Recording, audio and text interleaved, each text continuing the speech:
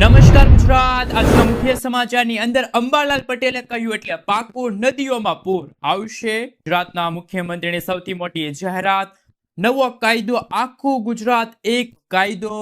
કૃષિ મંત્રીની સૌથી મોટી જાહેરાત, ખેડૂતોને મળશે હવે 36,000 રૂપિયાની સહાય।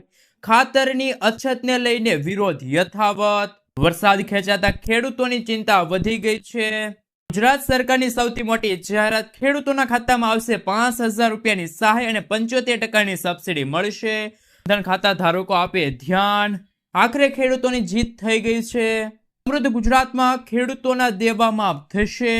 ખેડૂતોને લાગ્યો છે સૌથી મોટો ઝટકો, ખાતરના ભાવમાં થયો છે વધારો। તહેવારો નજીક આવતા રાશન કાર્ડ ધારકો આપે ધ્યાન, સોના ચાંદીના ભાવમાં થયો છે વધારો। અને આજના સૌથી મોટા ખેડૂત ઉપયોગી સમાચાર જાણીશું આજના આ વિડીયોની અંદર। મિત્રો, દરેક સમાચાર, દરેક માહિતી જણાવીએ એ પહેલા ગુજરાતના જે પણ મિત્રો ચેનલ પર જો પહેલી વાર આવ્યા હોય તો મિત્રો ખાસ કરીને વિડીયોને એક લાઇક કરી ચેનલને સબસ્ક્રાઇબ કરવાનું ભૂલતા નહીં। સાથે આજનો આ વિડીયો છે જેને અંત સુધી જોતા રહેજો। મિત્રો, અત્યારે તાજા અને નવા હવામાન સમાચાર વિશે વાત કરીએ તો અત્યારે મેઘરાજાની ચાલ ધીમી થઈ ગઈ છે। રાજ્યમાં અમુક વિસ્તારોમાં વરસાદી ઝાપટા પડી રહ્યા છે, જ્યારે કેટલીક જગ્યાએ તો તડકો જોવા મળ્યો છે। ગુજરાતમાં વરસાદને લઈને અંબાલાલ પટેલની આગાહી સામે આવી છે। હવામાન વિભાગે પણ પોતાની આગાહી વ્યક્ત કરી છે। આગામી 7 દિવસ હળવાથી મધ્યમ વરસાદની આગાહી કરવામાં આવી છે। અમદાવાદમાં ગાજવીજ સાથે હળવા વરસાદ થશે। મોન્સૂન સ્ટ્રફ નોર્મલ પોઝિશનથી ઉત્તર તરફ જઈ રહ્યું છે। મોન્સૂન સ્ટ્રફના કારણે હળવાથી મધ્યમ વરસાદની આગાહી કરવામાં આવી છે। તો હવામાન નિષ્ણાંત એવા અંબાલાલ પટેલની આગાહી સામે આવી છે। સૌરાષ્ટ્રના ખેડૂત ભાઈઓ વરસાદની રાહ જોઈને બેઠા છે, પરંતુ હવે 15 ઓગસ્ટથી દેશભરમાં ચોમાસું સિસ્ટમ સક્રિય થશે અને અત્યારે જે હાલમાં ચોમાસું છે એ સક્રિય થતા દેશના ઘણા ભાગોમાં વરસાદ થવાની સંભાવના છે।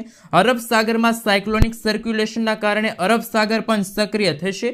19 થી લઈને 22 ઓગસ્ટ સુધીમાં દક્ષિણ સૌરાષ્ટ્રના ભાગોમાં, જેમાં ભાવનગર, મહુવા, ઉના વગેરેના ભાગોમાં વરસાદ પડવાની સંભાવના જોવા મળી છે। મિત્રો, ત્યાં પછીના સમાચાર વિશે વાત કરીએ તો રાજ્યમાં ખાતરની અછતને લઈને ઠેર ઠેર ખેડૂતો હાલાકી ભોગવી રહ્યા છે। હવે બનાસકાંઠામાં અમરગઢના ખેડૂતોએ ખાતરની અછત બાબતે મામલતદાર કચેરી ખાતે આવેદન આપી રજૂઆત કરી છે। ખાતરની અછતનો રીસર્વે ઝડપી પૂરો કરવા ખેડૂતો માંગ કરી રહ્યા છે। આ સાથે ખેડૂતોએ ખાતરના ભાવ વધારા તથા રેતી ખનન મુદ્દે પણ રજૂઆત કરી છે। વરસાદી ઉનાળુ પાકોને થયેલા નુકસાનને લઈને સહાય આપવાની માંગ પણ ખેડૂતો દ્વારા કરવામાં આવી છે। મિત્રો, આગળના સમાચાર વિશે વાત કરીએ તો ખેડૂતોને તેમના ખિસ્સામાંથી 1 રૂપિયો પણ ચૂકવ્યા વિના મળશે 36,000 રૂપિયા પેન્શન। પીએમ કિસાન માનધન પેન્શન યોજનાનો લાભ પીએમ કિસાન સન્માન નિધિના લાભાર્થીઓ લઈ શકે છે। 60 વર્ષની પછી તેમને દર મહિને 3,000 રૂપિયા પેન્શન મળશે। તેના નોંધણી માટે કોઈ દસ્તાવેજની જરૂર નથી। જો તમે પીએમ કિસાન સન્માન નિધિ યોજનાના લાભાર્થી છો તો આ સમાચાર તમારા માટે છે। હવે તમે સરકારની બીજી યોજના પીએમ કિસાન માનધન પેન્શન યોજનાનો સીધો લાભ મેળવી શકો છો। મતલબ કે પાક માટે 2,000 રૂપિયાના 3 હપ્તા ઉપરાંત વૃદ્ધા અવસ્થામાં દર મહિને પેન્શન અને વાર્ષિક 36,000 રૂપિયા સુધીની નિશ્ચિત આવક મેળવવાની તક છે। સારી વાત એ છે કે આ માટે તમારે કોઈ અલગ દસ્તાવેજ કે મુશ્કેલીનો સામનો કરવો નહીં પડે। પીએમ કિસાન યોજના સાથે જોડાયેલા ખેડૂતો 18 થી લઈને 40 વર્ષની ઉંમર વચ્ચે પીએમ કિસાન માનધન યોજના હેઠળ નોંધણી કરાવી શકે છે। આમાં 60 વર્ષની ઉંમર પછી તમને દર મહિને 3,000 રૂપિયા એટલે કે વાર્ષિક 36,000 રૂપિયા પેન્શન મળશે। મિત્રો, આપણે જણાવી દઈએ તો ધારો કે જો કોઈ વ્યક્તિ એટલે કે ખેડૂતોને માસિક પેન્શન જોતું હોય તો દર મહિને 55 રૂપિયાથી લઈને 200 રૂપિયા છે એ રોકાણ કરવું પડશે।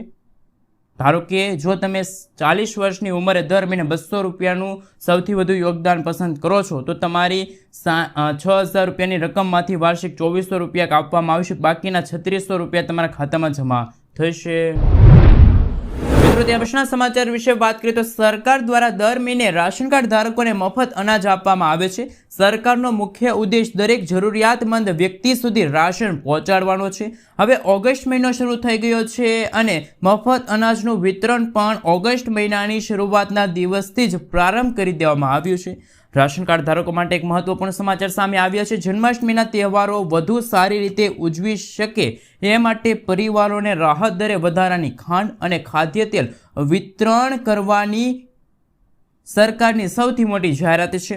આ માટે ખાસ કરી મિત્રો આપણે જણાવી દઈએ તો કે રાશન કાર્ડ ધારકોએ રાશનની દુકાન પર જઈને પોતાનું રાશન લેવું પડશે.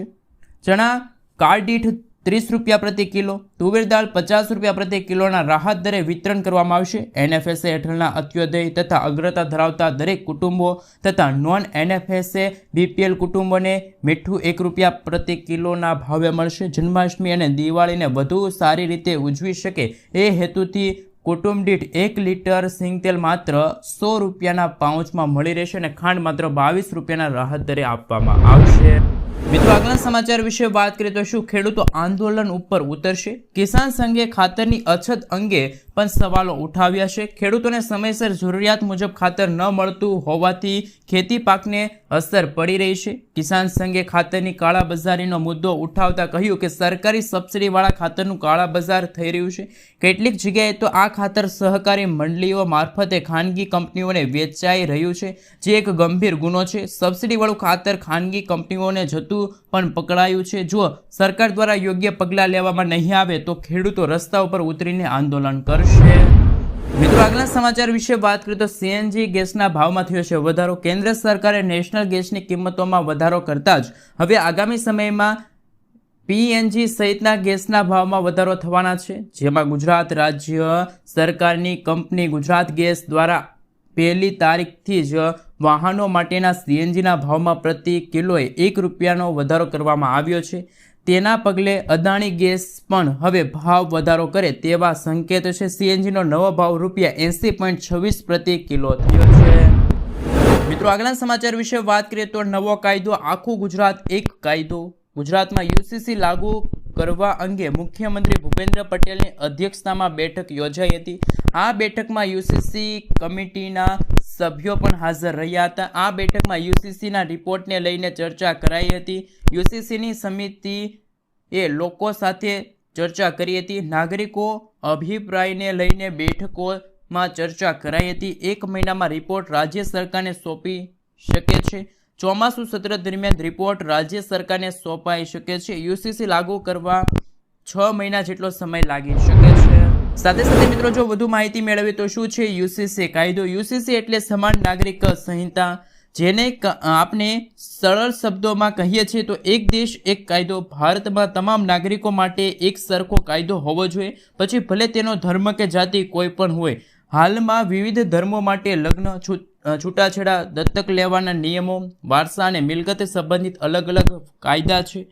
જો સમાન નાગરિક સંહિતા એટલે કે UCC અમલમાં આવે છે તો તમામ બાબતો માટે એક જ કાયદો રહેશે. UCC ભારતના બંધારણના અનુચ્છેદ 44નો ભાગ છે. રાજ્ય નીતિના નિર્દેશ સિદ્ધાંતોમાં તેનું ઉલ્લેખ કરવામાં આવ્યો છે, જેમાં સરકારની જવાબદારી તરીકે સમાન નાગરિક સંહિતા લાગુ કરવાની વાત કહેવામાં આવી છે. મિત્રો આગળના સમાચાર વિશે વાત કરીએ તો ડુપ્લિકેટ અને નકલી દવાઓને લઈને સરકાર એક્શનમાં. રાજ્યમાં છેલ્લા કેટલાક સમયથી ડુપ્લિકેટ અને નકલી દવાઓ પકડવાના કિસ્સાઓ સામે આવી રહ્યા છે. આ મામલે સરકાર એક્શનમાં આવી છે. મંત્રી ઋષિકેશ પટેલે જણાવ્યું કે રાજ્યમાં બહારથી આવતી ડુપ્લિકેટ અને નકલી દવાઓ માટેની સઘન ચકાસણી અર્થે રાજ્ય સરકારે SOP તૈયાર કરી છે.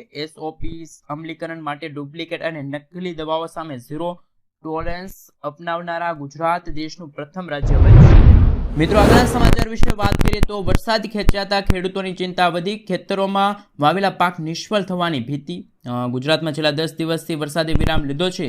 ચોમાસાની શરૂઆતમાં ભરપૂર વરસાદ થતાં ખેડૂતોએ વાવેતર કર્યું હતું, પરંતુ વરસાદ ખેંચાઈ જતાં વાવણી નિષ્ફળ જવાની ભીતિ સેવાઈ છે. વરસાદ ખેંચાતા સમગ્ર સૌરાષ્ટ્રમાં મગફળી, કપાસ, ડુંગળી પકાવતા ખેડૂતો ચિંતામાં મુકાણા છે. ખેડૂતો સારા વરસાદની રાહ જોઈને બેઠા છે. વાવેતર સમયે સારો વરસાદ થતાં ખેડૂતોમાં ખુશીની માહોલ જોવા મળ્યો હતો, પરંતુ એક સપ્તાહથી વરસાદ ખેંચાયો છે, જેના કારણે પાક નિષ્ફળ જવાની ભીતિ સેવાઈ છે. જે ખેડૂતો પાસે પાણીની સગવડ છે તેને સમસ્યા ઓછી છે, પરંતુ ખેડૂતોનું કહેવું છે કે જે ખેડૂતો પાસે પાણીની સગવડ નથી તો તેમની સમસ્યા ખૂબ જ વધારે છે અને ખેડૂતો વરસાદ આધારિત ખેતી કરે છે તેવા ખેડૂતો માટે વરસાદ ખેંચાતા ચિંતા પ્રસરી ગઈ છે. 2 દિવસથી વરસાદી ઝાપટા પડે છે, પરંતુ આગામી અઠવાડિયામાં સારો વરસાદ પડે તો ખેતરોમાં વાવેલા પાકો બચી શકે. જો વરસાદ ખેંચાશે તો પાક ઓછો આવશે અને નિષ્ફળ જવાની શક્યતા છે. સમગ્ર સૌરાષ્ટ્રમાં મગફળી, કપાસ, ડુંગળી પકાવતા ખેડૂતો હાલ ચિંતામાં છે.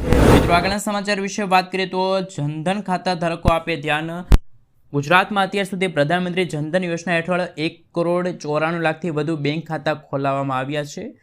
દેશના દરેક નાગરિકો માટે વિવિધ બેન્કિંગ સેવાઓની સાર્વત્રિક સુવિધા સુનિશ્ચિત કરવા માટે સૌપ્રથમ પ્રધાનમંત્રી જનધન યોજના જેમ કે PMJDY હેઠળ ઝીરો બેલેન્સથી બેંક ખાતું ખોલવાનો અભિયાનનો દેશભરમાં શુભારંભ કરવામાં આવ્યો છે. ગુજરાતમાં અત્યાર સુધી PM જનધન યોજના હેઠળ વિક્રમજનક કુલ 1,94,00,000થી પણ વધુ બેંક ખાતાઓ છે એ ઝીરો બેલેન્સથી ખોલાવીને શહેરી અને ગ્રામીણ વિસ્તારોમાં રહેતા સામાન્ય નાગરિકોને બેન્કિંગ સુવિધા સાથે જોડાવાનો અભિપ્રત. મિત્રો, આગળના સમાચાર વિશે વાત કરીએ તો સમૃદ્ધ ગુજરાતમાં ખેડૂતો બન્યા દેવાદાર. સમૃદ્ધ ગુજરાત સમૃદ્ધ ખેડૂતને લઈને અત્યારે સૂત્રો છે પોકરવામાં આવી રહ્યા છે. એટલું જ નહીં, ખેડૂતોની આવક બમણી થશે તેવું રાજ્ય અને કેન્દ્ર સરકારો છે એ કહી રહ્યા છે. ત્યારે ખેતી બચાવવા માટે ખેડૂતો દેવું કરવા મજબૂર બન્યા છે. ખુદ સરકારે જ એક જાહેરાત કરી છે. ગુજરાતના ખેડૂતોએ 21 જુલાઈ 2025 સુધીમાં 1,44,330 કરોડ રૂપિયાની બેંક લોન લીધી છે. ગુજરાતમાં ખેડૂતો આર્થિક રીતે બેહાલ થયા છે. ખેતી કરવી મોંઘી બની છે. ખાતર, જંતુનાશક દવાઓથી માંડીને ખેત મજૂરોના ભાવ વધ્યા છે. સિઝનના અથાગ મહેનત કર્યા પછી જે પાક ઉત્પાદન થાય અને બજાર APMC પહોંચે પાક, ત્યારે ખેડૂતોને પૂરતા ભાવ ન મળતા ખેડૂતો છે ત્યારે મુશ્કેલીમાં મુકાણા છે. ખેતી ખાતર બચાવવા બેંકો પાસેથી લોન લેવી પડે છે. આવી પરિસ્થિતિ એવી નિર્માણ થાય છે કે ખેડૂતોનો ખર્ચ વધ્યો છે, પરંતુ ખેત ઉત્પાદનમાં ભાવ વધ્યા નથી. ચોમાસામાં ભારે વરસાદથી ખેતીને પણ મોટા પાયે નુકસાન થતું હોય છે. મિત્રો, આગળના સમાચાર વિશે વાત કરીએ તો સોના ચાંદીના ભાવમાં થયો છે વધારો. સોના ચાંદીના ભાવ દિવસે દિવસે વધી રહ્યા છે. આજે 24 કેરેટ સોનું 230 રૂપિયાનો ભાવ વધીને 1,397 રૂપિયા પ્રતિ 10 ગ્રામ થયું છે, જ્યારે 22 કેરેટ સોનું 10 ગ્રામ દીઠ 91,964 રૂપિયા પ્રતિ પહોંચી ગયું છે. આજે ચાંદીના ભાવમાં 528 રૂપિયાનો ઉછાળો થયો છે. ચાંદીનો ભાવ 1,12,428 રૂપિયા પ્રતિ કિલોગ્રામ પર પહોંચી ગઈ છે. સોમવારે પણ આ કિંમતી ધાતુઓના ભાવ તીવ્ર વધ્યા હતા.